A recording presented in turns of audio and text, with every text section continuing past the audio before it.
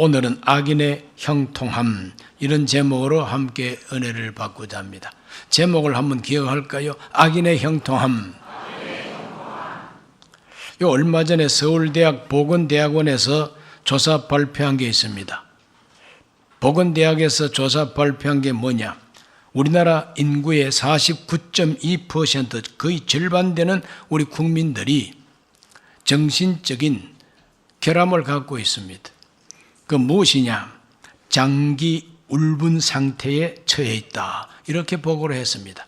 장기 울분, 갑자기 마음에 화가 나가지고 울컥하고 화내는 거 말고 여기 항상 울화가 가득하다는 겁니다. 장기적으로 끊임없이 가슴이 답답합니다. 이렇게 울분 상태에 빠져 있다. 이 세계 최대의 울분 상태라고 합니다. 어떤 다른 나라보다도 우리나라 국민들이 울분에 차 있다는 이와 같은 보고서가 발표가 됐습니다. 이건 생소한 게 아닙니다. 2018년도에는 울분 지수가 더 높아가지고 54.6%나 과반수 이상이 울분 상태에 있었는데 지금은 조금 낮아진 게 절반입니다. 옛날에는 중년 여성들에게 화병이라고 하는 게 있었어요. 화병이 있었어요. 어디 가서 화를 풀지도 못하고 함부로 이것을 표현하지도 못하고 그냥 꾹꾹 눌러 참다 보니까 여기 엉어리가 진 화병이 있다. 그래, 이 화병을 다른 나라에서 번역이 안 된답니다. 다른 나라에는 이 화병이라고 하는 이와 같은 단어 자체가 없어요. 그러다 보니까 우리나라 말로 화병을 막 그대로 영어로 화병이라고 이렇게 써가지고 질병, 정신질병 분류를 그렇게 한 적도 있습니다. 그래서 중년 여성들이 주로 화병이 많았는데 요즘은 연령층이 자꾸 낮아져가지고 또 남자, 여자 양 구분도 잘 안 되고 이렇게 해서 이 울분이 가득 차 있습니다. 그래서 세계 자살률 1등을 계속하고 있습니다. 해마다 자살률 1등은 대한민국입니다. 이 울분 사회가 되기 때문에 이 울분과 자살은 관계가 있죠. 내 노력과 내가 기여한 것이 인정되지 못하고 무시당하고 있다고 하는 박탈감, 세상이 공정하지 못하고 정의롭지 못하다고 하는 이와 같은 사회에 대한 부정의식, 이념 갈등, 이것이 깊어짐으로 말미암아 좌편향 사람들은 좌편향 사람들 나름대로 울분이 있고 우편향 국민들은 또 그 우익의 울분이 있다는 거죠. 그러다 보니까 국민들이 절반 이상이 울분이 차 있다는 겁니다.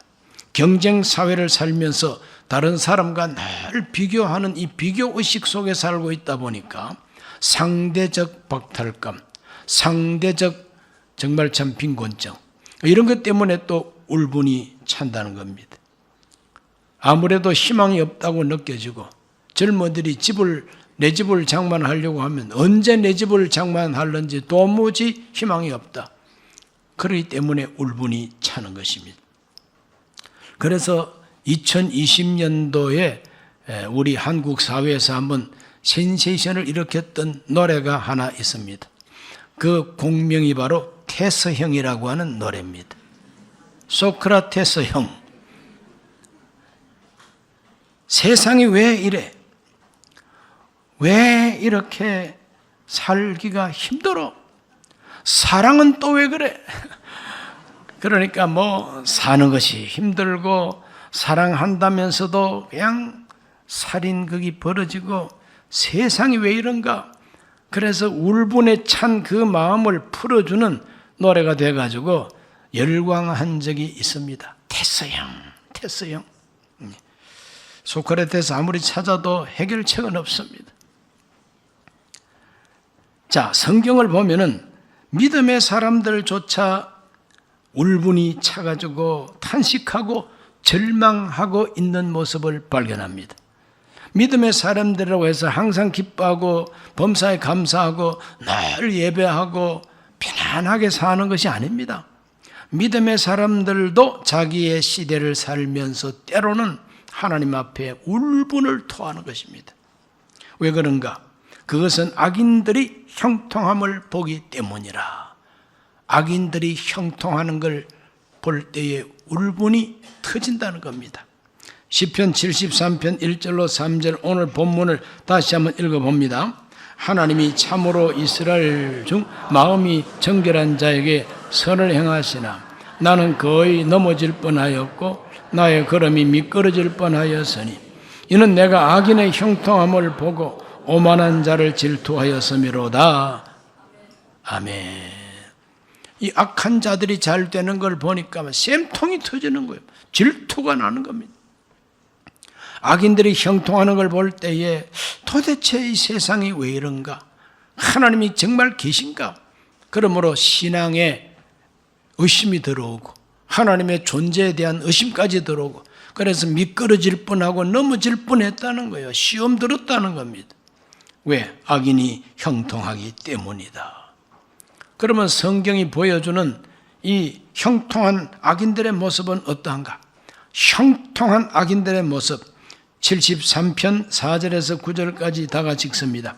그들은 죽을 때에도 고통이 없고 그 힘이 강건하며 사람들이 당하는 고난이 그들에게는 없고 사람들이 당하는 재앙도 그들에게는 없나니 그러므로 교만이 그들의 목걸이요 강포가 그들의 옷이며 살찜으로 그들의 눈이 솟아나며 그들의 소득은 마음의 소원보다 많으며 그들은 능욕하며 악하게 말하며 높은 데서 거만하게 말하며 그들의 입은 하늘에 두고 그들의 혀는 땅에 두루 다니도다. 여기서 말하고 있는 이 표현을 현대적으로 재해석을 하면 그 사람들은 죽을 때까지 몸이 건강하고 죽을 때도 그냥 편안하게 잘도 죽는다는 거죠. 이 사람들은 소득이 많고 이 사람들은 남을 능욕하고 남을 악한 말로 욕하고 그만을 떨어도 아무 일 없다는 겁니다. 교만하다는 겁니다. 그리고 언제나 강포한 옷을 입는 이와 같은 사람들이라는 겁니다. 그래도 하늘에서 아무 심판이 없다는 겁니다. 살찌고 소득이 많고 그들의 말은 하늘에서도 그들의 입이 통하고 땅에서도 그들의 혓바닥에서 나오는 말이 통한다는 겁니다. 그 언론을 장악했다 이 말이죠. 자, 이와 같은 모습을 볼 때에 그냥 울화통이 터진다는 거예요. 그래서 하나님 앞에서 그들은 정말 넘어질 뻔했다고 시험에 들었다고 솔직하게 말하고 있습니다. 전도서 3장 16절은 또 어떠한 분통이 터지는 일이 있는가? 다 같이 한번 읽어봅니다. 또 내가 해 아래서 보건대 재판하는 곳 거기에도 악이 있고 정의를 행하는 곳 거기에도 악이 또다. 재판하는 곳은 바로 재판소죠. 사법부입니다. 판사들에게 악이 있다는 거예요. 정의를 행하는 곳은 경찰, 검찰, 권력기관입니다. 거기에도 악이 있다는 겁니다. 재판하는 판사들이 뇌물을 받고 무죄 판결을 내려버립니다. 틀림없이 진실하게 판결을 하면은 국회의원 출마도 못하고 시장 출마도 못할 사람인데 죄 없다고 해버립니다. 그러니까 마음대로 출마를 하게 되는 거죠. 재판을 굽게 하는 자들, 그런 사람을 보고 재판이 아니라 개판을 치는 사람이라고 그렇게 울분을 토하는 일이 세상에는 있습니다. 정의를 실천해야 할 바로 그 검찰에서 그 경찰에서 아무리 소송을 제기해도 기각해버리고 수사를 시작은 했는데 흐지부지 해버리고 재판은 시작했는데 그 재판을 질질 겁니다. 재판 규정이 있어요. 어떠한 재판은 몇 개월 안에 끝내야 된다. 또 어떤 재판은 이렇게 몇 개월 안에 끝내야 된다. 규정이 다 있습니다. 뭐 규정이고 나발이고 다 치워버리고 울릉도 호박엿처럼 그냥 늘립니다.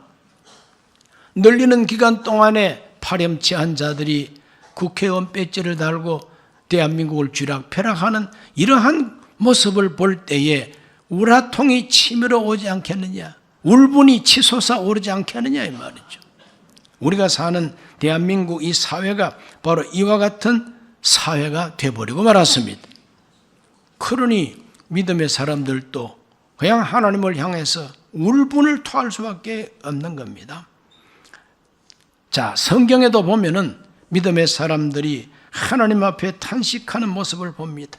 탄식하는 믿음의 사람들을 그들의 말을 들어봅니다. 시편 73편 12절로 14절입니다. 볼지어다 이들은 악인들이라도 항상 평안하고 재물은 더욱 불어나도다. 내가 내 마음을 깨끗하게 하며 내 손을 씻어 무죄하다 한 것이 실로 헛되도다. 나는 종일 재난을 당하며 아침마다 징벌을 받았도다 그랬어요. 틀림없이 죄인들인데 악인들인데 항상 평안하고 돈만 잘 번다. 이 못된 인간들이 얼마나 돈을 잘 버는지 여러 가지 방법으로 심지어는 국가 세금을 얼마나 긁어먹는지. 자, 내가 내 마음을 깨끗하게 하며 내 손을 씻어 무죄하다 한 것이 실로 헛되도다. 착하게 살고 법 지키면서 살고 선량하게 산 것이 다 헛되다는 거예요. 그 허망한 마음, 그런 마음이 들 때에 왜 시험에 안 들겠느냐? 왜 속에서 울분이 솟아오르지 않겠느냐? 그런 사람들마다 하나님을 향해서 외치는 한마디 절규가 무엇이냐? 어찌하여라고 하는 표현입니다. 시편 10편 1절도 어찌하여 나옵니다. 야훼여 어찌하여 멀리 서시며 어찌하여 환난 때 숨으시나이까? 어찌하여? 하나님이 왜 멀리 계시느냐요? 가까이 계시면은 이 악인들을 처리를 빨리 해야 되지 않느냐? 왜 환난 때 하나님은 숨고 나타나지를 않느냐? 어디 가버리냐? 내가 돈 좀 벌면은 11조 내라고 냉큼 오시더니 내가 환난 당할 때는 어디로 내빼버리고 하나님이 안 보인다는 거예요. 그러니까 어찌하여 그렇습니까? 이것이 바로 믿음의 사람들이 외치는 울분입니다. 시편 13절 말씀 읽어봅니다. 어찌하여 악인이 하나님을 멸시하여 그 마음에 이르기를 주는 감찰하지 아니하리라 하나이까? 악인들이 아주 교만한 말을 하고 하나님을 무시하는 말을 해야 되는데도 왜 하나님은 가만히 계시느냐 이거예요. 왜 하만은 모욕을 당하면서도 왜 하나님은 가만히 계시느냐? 하박국 선지자도 어찌하여 부르짖었습니다. 하박국 1장 3절 말씀에 어찌하여 내게 죄악을 보게 하시며 패역을 눈으로 보게 하시나이까? 겁탈과 강포가 내 앞에 있고 변론과 분쟁이 일어났나이다. 하나님의 백성이라고 하는 이 유다 왕국 어찌 사회가 이 모양이 되느냐 이 말이에요. 하나님이 택한 백성이라고 하면서 어찌 이 꼬라지가 되느냐 이거예요. 이렇게 될 때까지 하나님 도대체 어디 계셨느냐? 그와 같은 불평입니다. 이게 하박국 1장 13절도 읽어봅니다. 주께서는 눈이 정결하심으로 악을 참아보지 못하시며 패역을 참아보지 못하시거늘 어찌하여 거짓된 자들을 방관하시며 악인이 자기보다 의로운 사람을 삼키는데도 참잠하시나이까? 아주 그냥 절정입니다. 하나님 왜 방관하십니까? 이 거짓된 자들, 이 악한 자들을 보고 왜 방관하느냐? 방관이 뭡니까? 모른 척하고 내 몰라라 하고 내 팽개치는 게 방관 아닙니까?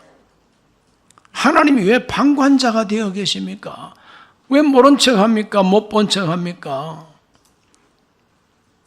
악한 사람들이 자기보다 의로운 사람을 삼키는데도 왜 하나님은 잠잠하십니까? 토종꿀을 드셨나요? 왜 잠잠하시느냐 이거죠. 방관하시는 하나님, 잠잠하고 말이 없는 하나님, 왜 침묵하십니까? 이것이 바로 하박국 선지자의 울분입니다. 이런 울분을 가지고 하나님 앞에 막 부르짖는 것입니다. 어찌하여? 오늘 저와 여러분도 세상을 살면서 우리가 아무리 믿음으로 산다 하지만 우리들도 때로는 탄식할 수가 있습니다. 울분을 토할 때가 있습니다. 정말 참 예수님 이름을 불러도 대답이 없는 것 같고, 하나님이 안 계신 것 같고, 방관하시는 것 같고, 침묵하시는 것 같은 그 하나님. 나는 뭐 조금만 잘못돼도 하나님이 막 치는 것 같고, 나는 뭐 조금만 뭐 잘못돼도 하나님께서 막 간섭하는 것 같은데, 왜 저 못된 인간들은 온갖 짓을 다 하는데도 하나님이 방관하고 침묵하고 아무 일도 행하지 않느냐? 말이 되잖아요. 그러니까 어찌하야 하고 하나님을 향해서 울분을 토할 수가 있죠. 그거는 죄 짓는 게 아닙니다. 자연스러운 인간의 감정 표현인 것이죠.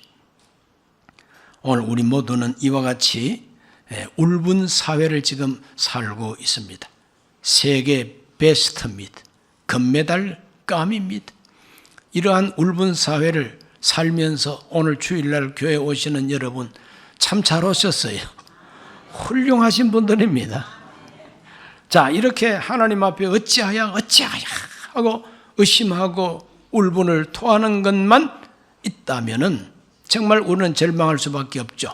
그러나 하나님은 살아 계셔서 우리가 어찌하야 하고 울부짖는 우리의 이 모든 울분을 하나님은 잠잠하게 하시고 해결해 주시는 하나님, 문제 해결이 하나님께 있다는 것을 성경이 말하고 있습니다. 탄식밖에 없다면 영원한 절망이죠. 그러나 신앙의 세계에는 해결책이 있습니다. 하나님의 신비한 능력이 있습니다. 어찌하야 하다가 알았나이다. 이렇게 변화되고 바뀌어지는 순간이 있다는 것입니다. 따라합시다. 어찌하여 알았나이다. 완전히 틀리죠.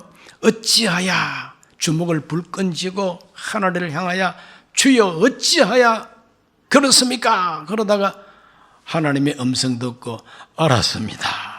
이렇게 되는 것이 바로 문제 해결이라 이 말입니다.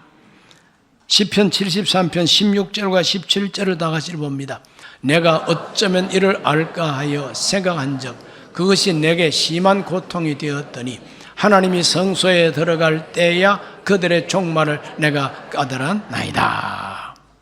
하나님의 성소에 들어가서 깨달았다는 거예요. 더 이상 왜 이래야 합니까? 어찌하여 그렇게 물을 필요가 이제 없게 됐다는 거. 왜? 깨달았으니까. 알았으니까. 왜? 그들의 종말을 알았으니까. 깨달았으니까. 시편 73편 18절에서 19절을 다 같이 읽어보겠습니다. 주께서 참으로 그들을 미끄러운 곳에 두시며 파멸에 던지시니 그들이 어찌하여 그리 갑자기 황폐되었는가? 놀랄 정도로 그들은 전멸하였나이다. 하나님이 그들을 썰어버린다는 거예요. 미끄러운 곳에 아주 미끄럼을 타게 하신다는 거예요. 갑자기 확 미끄러져 버리고 눈 깜짝할 사이에 하나님께서 그들을 전멸시켜 버린다 이거죠. 자, 하나님의 거룩한 성소에 들어가서 무엇을 깨달았느냐? 무엇을 깨달았느냐? 이 세상의 주인은 악인이 아니라는 거예요. 형통한 악인들이 세상의 주인이 아니라는 거예요. 심판하시는 하나님이 이 세상의 주인이시라는 거예요. 그걸 확실히 깨달을 때에 마음의 평화가 오고, 그걸 확실히 깨달을 때에 내가 깨달았나이다. 나는 이제 알았나이다. 더 이상 하나님 앞에 주먹 쥐고 왜 이렇습니까? 그건 이제 안 해도 되는 겁니다. 저와 여러분 모두가 이와 같이 울분이 해결되기를 주의 이름으로 축원합니다. 우리 하나님이 재판장이시다. 하나님은 그들을 전멸시킬 때가 온다. 오늘 우리 모두는 이와 같이 하나님 앞에 기도하고 우리 속에서 울분으로 말미암아 파도치는 이 가슴 속에 하나님의 묵시를 받고 잠잠한 마음이 되시기를 바랍니다. 하박국 선지자의 경우를 읽어봅니다. 하박국이 어찌하야다 하다가 하나님의 귀한 음성을 듣게 됩니다. 하박국 2장 1절로 3절을 읽습니다. 내가 내 파수하는 곳에 서며 성루에 서리라. 그가 내게 무엇이라 말씀하실는지 기다리고 바라보며 나의 질문에 대하여 어떻게 대답하실는지 보리라 하였더니 야훼께서 내게 대답하여 이르시되 너는 이 묵시를 기록하여 판에 명백히 새기되 달려가면서도 읽을 수 있게 하라. 이 묵시는 정한 때가 있나니 그 종말이 속히 이르겠고 결코 거짓되지 아니하리라. 비록 더딜지라도 기다리라. 지체되지 않고 반드시 응하리라. 아멘. 여러분, 물에 물 탄 것처럼 술에 술 탄 것처럼 흐리멍텅해가지고 기다린다고 해서 하나님의 음성이 들리는 거 아닙니다. 때로는 하나님 앞에 문제를 제기하고 어찌하여 이렇습니까? 하나님 도대체 뭐 하십니까? 그런 사람에게 하나님의 응답이 온다는 겁니다. 하나님 앞에 질문 가지게 되시기를 바랍니다. 때로는 하나님 앞에서 울분을 터뜨리시기를 바랍니다. 그런 사람에게 하나님은 묵시를 준다는 거예요. 묵시가 뭐냐? 숨어있는 하나님의 계획인 것입니다. 감추어져 있는 하나님의 거룩한 계획입니다. 뜻입니다. 그것을 알게 해 주셨어요. 그것을 딱 알고 그걸 들을 때에 마음이 편해지면서 오히려 하나님을 찬송하는 하박국이 됐다고 하박국서가 말해주고 있습니다. 우리 모두가 어찌하야 하다가 마음속에 찬송이 우러나오게 되시기를 주 이름으로 축원합니다. 다윗의 경우도 마찬가지입니다. 다윗이 하나님 앞에서 정말 주변에 있는 악한 자들 때문에 고생 많이 했습니다. 그러나 하나님이 다윗에게 주신 말씀이 무엇인가? 시편 37편 7절로 10절을 다 같이 읽습니다. 야훼 앞에 잠잠하고 참고 기다리라. 자기 길이 형통하며 악한 꾀를 이루는 자 때문에 불평하지 말지어다. 분을 거치고 노를 버리며 불평하지 말라. 오히려 악을 만들 뿐이라. 진실로 악을 행하는 자들은 끊어질 것이나 야훼를 소망하는 자들은 땅을 차지하리로다. 잠시 후에는 악인이 없어지리니 네가 그곳을 자세히 살필지라도 없으리로다. 아멘. 아주 유명한 말씀입니다. 악을 행하고 형통하고 그런 사람을 부러워하고 질투하고 나는 이게 뭐냐? 그런 식으로 낙심할 것도 없고 불평도 하지 말로 원망도 하지 말라. 악에 치우칠 뿐이라. 잠잠하라. 기다리라. 하나님이 처리할 때가 있다는 겁니다. 자세히 살필지라도 찾지 못할 때가 온다는 겁니다. 하나님은 심판의 하나님인 것을 믿으시기를 바랍니다. 우리가 믿는 하나님은 우리 개인의 인생과 한 국가의 역사까지라도 다 섭리하시고 주관하시고 심판하신다는 걸 믿으시기를 바랍니다. 디모데후서 4장 1, 2절에 보면 예수님을 재판장이라고 표현하고 있습니다. 하나님 앞과 살아있는 자와 죽은 자를 심판하실 그리스도 예수 앞에서 그가 나타나실 것과 그의 나라를 두고 엄히 명하노니 너는 말씀을 전파하라. 때를 얻든지 못 얻든지 항상 힘써라. 범사의 오래 참음과 가르침으로 경책하며 경계하며 권하라. 하나님 앞과 산자와 죽은 자를 심판하실 그리스도 예수 앞에서 그랬어요. 그러므로 예수님은 산자와 죽은 자를 심판하실 분이다 이 말이죠. 언제 심판하느냐? 예수 그리스도는 나타나실 분이시다. 그가 나타나실 것과 예수님이 나타나실 때가 재림하실 때고 나타나실 때가 제공중에 임하실 때인 것입니다. 나타나시면 뭐합니까? 심판합니다. 그리고 자기 나라를 영원한 나라를 세우십니다. 그가 심판자가 되신다는 겁니다.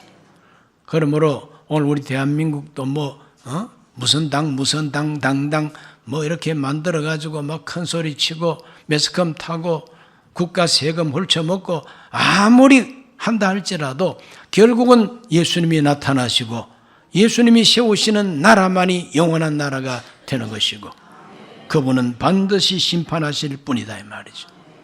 오늘 우리 모두가 성소에서 예수 그리스도를 만나게 되시기를 축원합니다.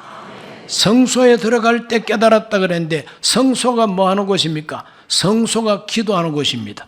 성소가 하나님 섬기는 곳입니다. 성소가 하나님 말씀 듣는 곳입니다. 성소가 바로 하나님과 소통하는 곳입니다. 바로 그곳에서 하나님의 묵시를 받고 하나님의 음성을 듣고 하나님이 누구신가를 알게 된다는 겁니다.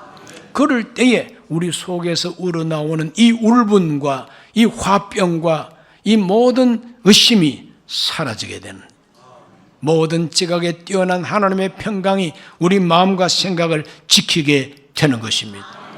그러므로 이와 같은 울분 사회를 살면서도 가장 복된 사람은 어떤 사람인가?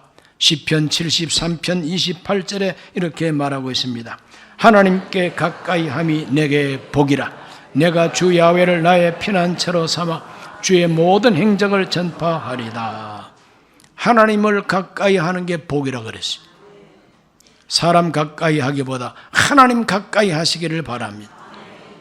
뭐 여기저기 돌아다닐 것이 아니라 하나님의 성소로 들어가야 된다는 거죠. 그래, 하나님을 만나고 하나님과 소통해야 된다는 거죠. 그 사람이 복이 있는 사람이고 그 사람이 모든 울분을 다 극복하고 참 평화를 누릴 수 있게 된다는 것입니다. 오늘 온 세계가 정말 한국 사람을 걱정하는 이 울분 사회를 살면서 예수 바로 믿고 그 음성을 바로 듣고 울분을 극복하고 참된 평강이 마음을 지배하는 성도들이 되시기를 예수님 이름으로 축복합니다. 기도합니다. 하나님 아버지, 오늘 주님 앞에 나와 예배합니다. 어느덧 우리나라는 경제적으로 많이 발전했지만, 기술도 많이 발전했지만 국민들의 그 정서는 울분으로 가득 차 있습니다. 하나님, 우리 그리스도인들, 우리 교인들도 이 울분 사회를 함께 살면서 울분을 터뜨릴 때가 많습니다. 하나님, 어찌하야 부르짖는 이 모든 사람들에게 주께서 말씀해 주시고 음성을 들려주시고 하나님을 계시하여 주심으로 이기게 하여 주셨습니다. 오늘 우리 순범 강북교회 모든 교우들은 이 울분 사회 속에서도 하나님의 음성을 듣게 하여 주옵시고 예수님이 재판장 되심을 확실하게 믿고 승리하게 해 주옵소서. 예수님 이름으로 기도하옵나이다. 아멘. 잠시 고개를 숙입니다. 오늘 처음으로 교회 나오신 분이 계시면 조용히 그 자리에 일어서시면 좋겠습니다. 우리가 사는 이 세상 부조리한 것 같고 참 울분이 터지는 모습들이 있지만 그러나 그들이 주인공이 아닙니다. 하나님이 주인공이십니다. 예수님이 심판자가 되십니다. 반드시 우리 주님이 승리하십니다. 그 예수님을 영접하시고 믿음을 가지시고 구원받으시기 바랍니다. 이 기도를 함께 하시기 바랍니다. 하나님 아버지, 저는 죄인입니다. 어디에서 와서 왜 살며 어디로 가는지 알지 못하고 죄 가운데 살았습니다. 저의 죄를 위하여 십자가에서 죽으시고 부활하신 예수님을 제 구주로 모셔드립니다. 저는 하나님 자녀가 되었습니다. 지금부터 영원토록 주님과 함께 살겠습니다. 예수님 이름으로 기도드립니다. 아멘.